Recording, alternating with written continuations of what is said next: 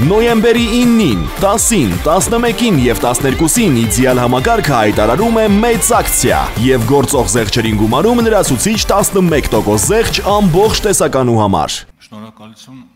հարցս ուղղում եմ Հայաստանի Հանրապետության վարչապետին։ Պարոն վարչապետ, ինչպես գիտեք, հիմա ցորենի թեման է շատ տրենդային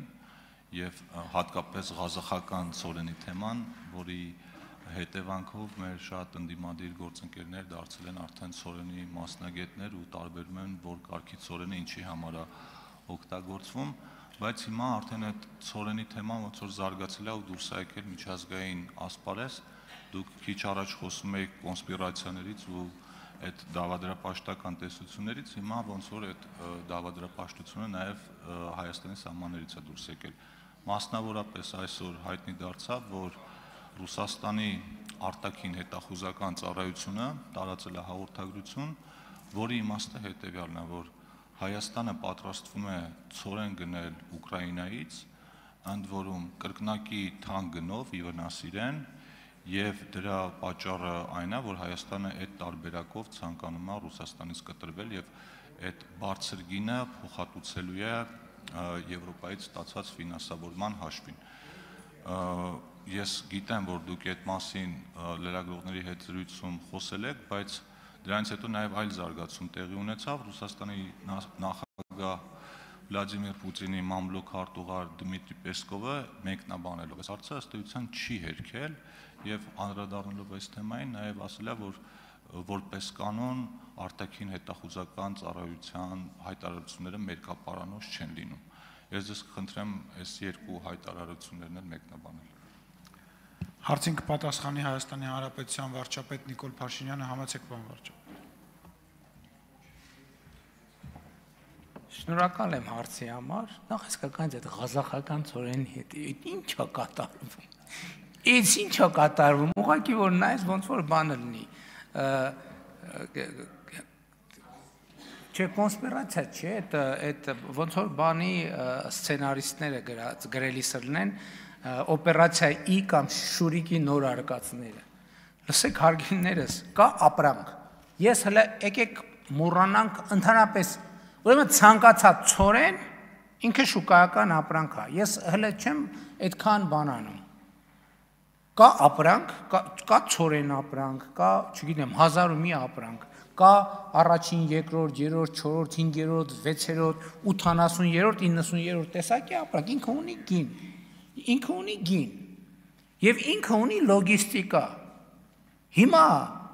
նոր ճանապարհով X ապրանքը A կետից եկել է հասել B կետը։ Հիմորեն ինչպիսին է, այդ նախ այդ գնումը իրականացրել է, կառավարությունը չի իրականացրել, այդ գնումը իրականացրել է մասնավորը իր կարիքների համար։ Այսինքն գնացել է շուկա, ապրանք է առել, կառավարության բանակցությունների արդյունքում ճանապարհ է բացվել, բերել այդ ճանապարհով։ Այսինքն այս ինչ թեմա է, որ չգիտեմ 6-րդ սորտի է, 8-րդ սորտի է, ուզում է 1260-րդ սորտի լինի։ Մարդ է գնացել է, ինքը իր փողը տվել է, ինքը իր փողը, դա բյուջեի փող չի, ոչ մեկի փողը չի։ Գնացել է ապրանք առել, բերել է, պետք է բերեր ուրիշ դժվար ճանապարհով, բերել է ուրիշ ճանապարհով։ Ինչու՞մ է խնդրումը, ուզում եմ հասկանալ։ Հաջորդ հարցը։ Ես այսօր ինձ լրագրողները նաև հարցրին, ես կարող եմ ասել, որ Հայաստանը երբեք չի հրաժարվի Ռուսաստանից ցորեն